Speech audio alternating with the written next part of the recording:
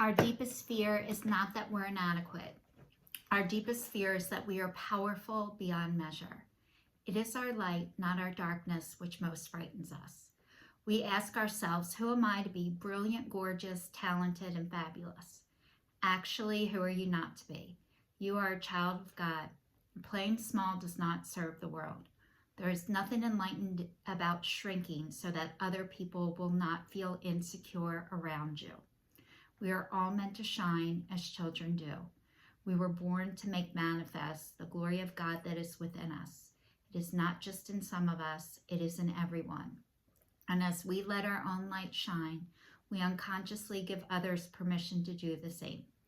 As we are liberated from our own fears, our presence automatically liberates others. Marianne Williamson. Hello and welcome to I Am the Change. My name is Michelle Simon Kelly, soon to be Michelle Simon. And I started this in 2019, stating out loud that I was breaking up with fear, I was breaking up with shame, and I was breaking up with guilt. And I'm still doing these videos every week. And you guys, this week, I have on zero makeup. I did not shower today. I don't even have stuff on my gray eyebrows, and I still have adult acne, and it is real. And I've been putting a mask on my face and everything. I have nothing on. I figured if you were in my house, this is what I would look like, and you are in my house, and this is what I look like. So I am 52 years old. Next week, I will be 53. It'll be my birthday next Thursday on Halloween. So I'll be 53 and I still have adult acne.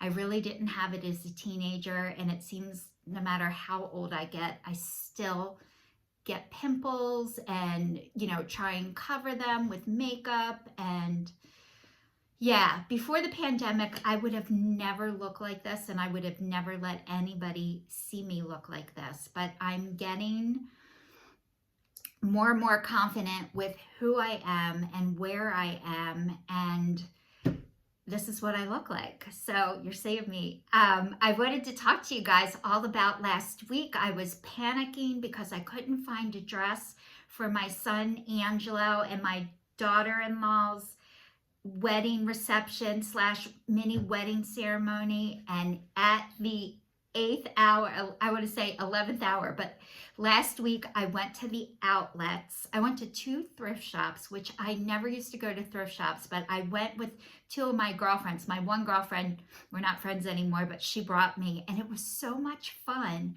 going with a friend.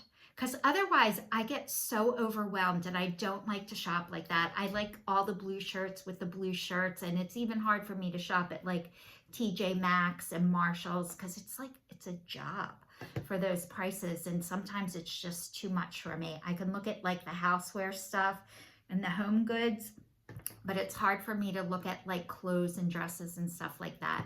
But when I went with my friend, it was really fun. And then another one of our friends went with us, and I had the best time. It's way more fun doing it with other people. But I went to 2 thrift shops on my own, not nearly as fun. And then I ended up at the outlets because I live by the Philadelphia Premium Outlets. So I went there, and one friend of mine told me to go to H&M, and I told you I am way too old to shop at Hollister. I'm too old. And I don't even belong in that store at all, ever, unless I'm buying that for, a younger niece or nephew or cousin or somebody, but not for me. I'm too old for that stuff. So anyway, I found a dress in H&M at 7:55, and they closed at 8 o'clock. So I was so grateful that I got a dress, and even my new daughter-in-law sent me a message the next day, did you find a dress? And I'm like, yes. And it was beautiful, it was perfect, and it was $26, and it wrinkled awful. I ended up taking it back the next day because it had constant wrinkles in it, and I couldn't get it out, and it was polyester. But they give you 30 days to take it back, and I'm like, I cannot wear a dress that looks like I slept in it. Thank God it was at night, but it looked like I slept in it and then put it on when I was just going. So I ended up taking it back. So I wore something and I took it back, but that was not my intention. However, you know what it made me think of? I used to do that stuff. I used to buy stuff and then take it back. And I used to switch price tags when I was younger. I remember like taking a price tag off of one thing and putting it on another because I wanted it cheaper, when you used to be able to do that. Holy shit, I did a lot of screwed up stuff, guys. I don't do that anymore. And I can't even believe I just admitted to that. So anyway, the reception was fabulous. We had the best time. I had the best time. And you know that I'm off of sugar, flour, wheat, and caffeine. And my daughter-in-law, Dana, even sent me a message. Is there any food that you can eat here? Because I normally end up taking my food to a lot of places. So it was so nice that she asked me, and there was. And I even got leftovers to bring home. And I didn't have to cook dinner for days. And it was wonderful because of how I eat now. I have to cook all the time. And I can pre-cook, and I do. And it took me like 10 months to figure out I can like batch cook. And then when I figured out how to batch cook, but things don't taste as good when you're reheating them as opposed to when you first make them. But I've gotten used to it because it's such a job. And I've been juicing, and I've told you guys I've been juicing because I have these ulcers in my stomach that caused so much pain. I was debilitated, and it came out in my arm, in my chest, in my brow line, in my shoulder blades, all across the top of my back, down my thoracic, and into my hips. And I could not lay, stand, or walk. I was completely debilitated for 15 months. I don't even know how the frig I survived that. I wanted to die every single day. It was so bad, the pain. And I had no idea it was all I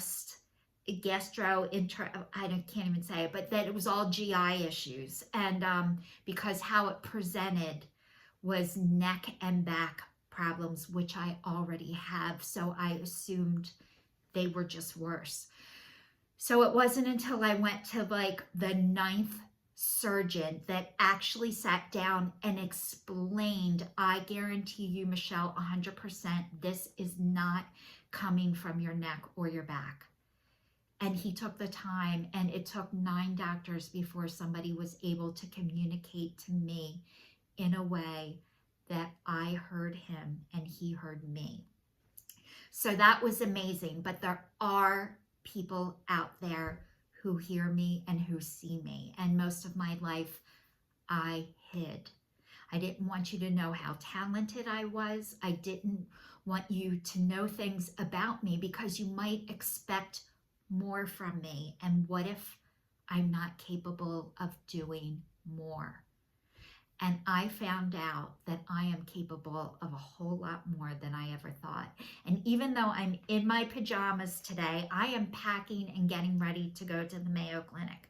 And this is part of ACA. I've told you guys I'm a recovering alcoholic. I'm a recovering adult child, which is, I come from a dysfunctional family, adult child of dysfunction. And I'm also a recovering food addict who binges, who I said that in my video last week. So if you get a chance, please go back and watch them.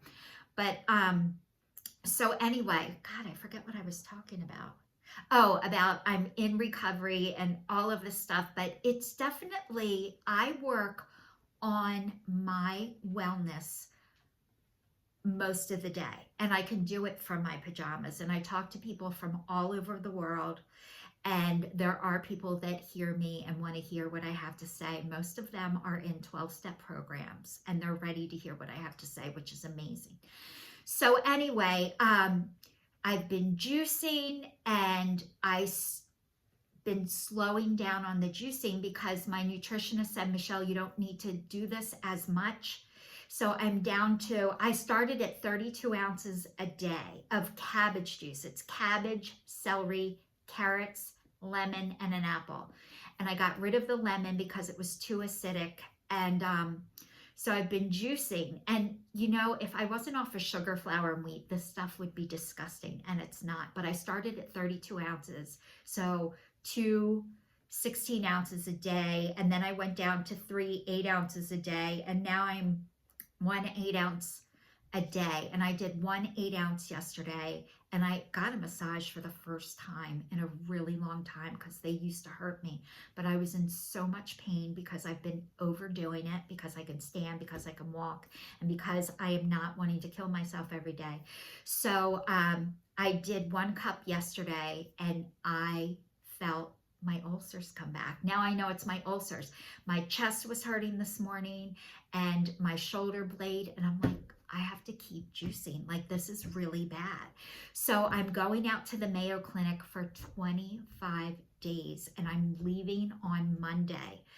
And I've never been away for 25 days. And I'm telling you, like, I have to pack shampoo. I use Pureology shampoo and conditioner. And thank God I was a hairdresser, because I bought the stuff by gallons, and I have a lot of it left, so I can do this. So I've been packing my shampoo, my conditioner. I've been filling all of this stuff up today to get ready. But I was talking about being an adult child and being addicted to excitement. There's this thing in there that says you're addicted to excitement. And I'm like, I am not addicted to excitement.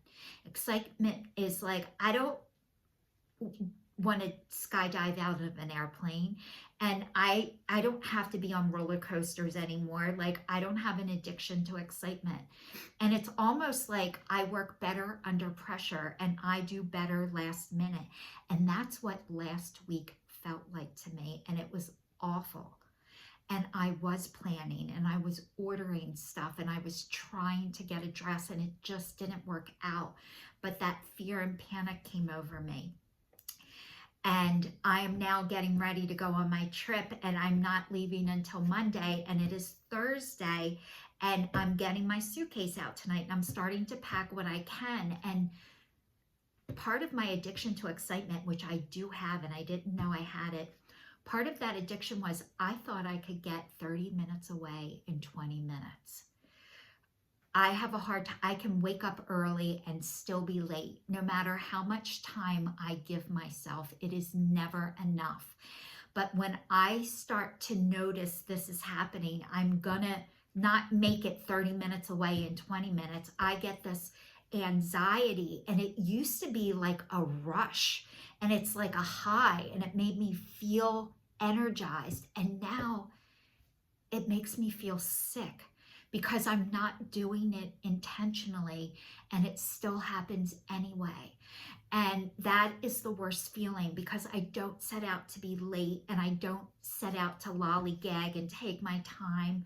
But ultimately, that was my addiction to excitement. And now that I know that I have this, I'm working on being a planner. I'm working on doing things in advance instead of waiting until the last minute, which I used to do. And now I need time.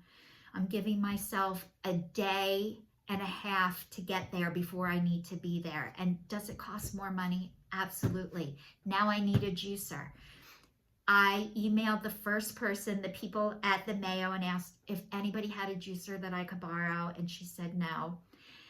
And it doesn't mean, I would take that as a sign. I shouldn't have asked. I'm not meant to borrow somebody's juicer. I should just buy one, send one, mail one, not ask anybody. And now I realize sometimes it doesn't mean I'm not meant to do it. It means I'm meant to ask somebody else.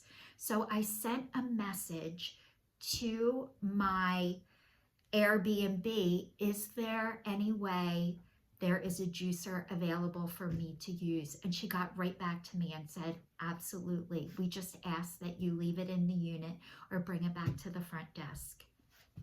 And I have a juicer, and I don't have to mail it or buy one or do everything myself by myself. But I would have never asked anybody ever, because if I have the money to pay for it, then I don't have to bother anybody.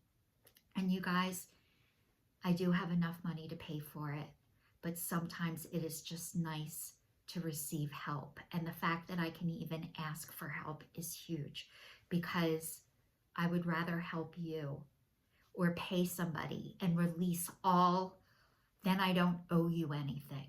And I learned I only owe God and I owe myself. And thank you to everybody who's watching me. Please stay tuned, stay safe, and I'll see you all next week. And I'll be recording from Minnesota.